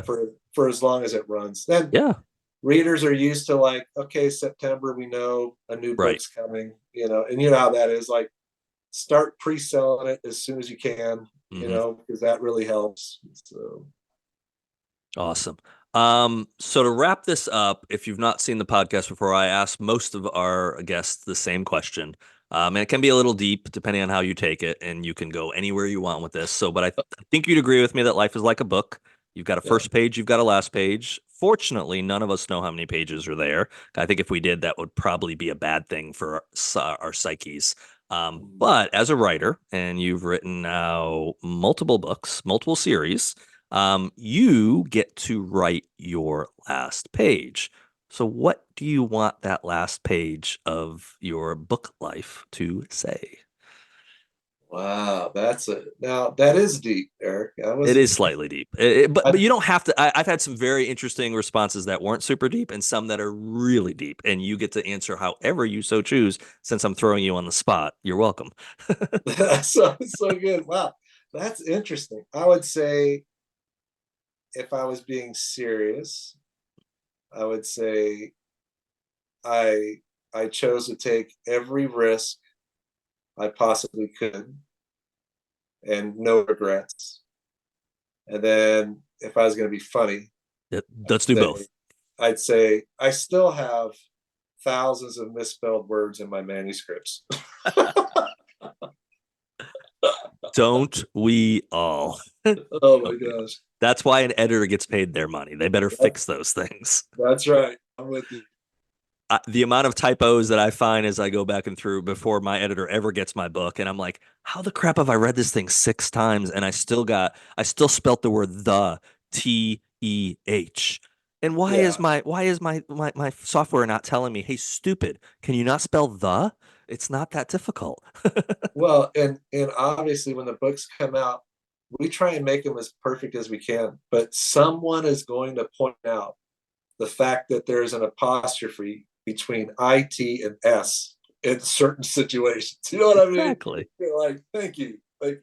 So for all of our listeners, I'm gonna like let them in on something that we don't normally tell our listeners. We put those things in there just to be jerks, just Yeah. so that you'll send us emails, and that way you'll remember us because you'll be like, Yeah. ah, that idiot can't spell it's.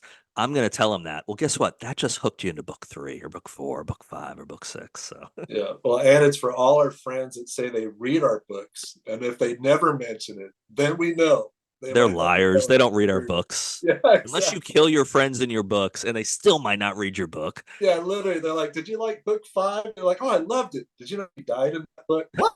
What are you talking about? Oh, that's Those awesome. horrific graphic things I did to you with a meat grinder, you don't remember that? You know? Hey, guess what we're making tonight? Our own meat. Oh, that was Hey, great. bring your hand over here. We're doing it again. That's awesome.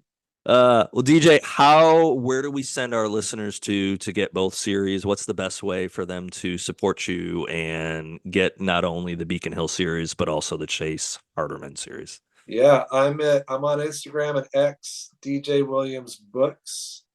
Website is djwilliamsbooks.com. And Amazon's probably the easiest spot for everyone to go get all the books. Hmm. That's probably the easiest one. But definitely Beacon Hill, if you love Barnes and Noble, go into the store, stop by, say hello, and get the Beacon Hill series there too. Awesome. King of the Night is out now, and the Battle of Lion Rock will be out in January of 2025. Go get it, folks. Thanks, DJ. Awesome. Thanks, Eric.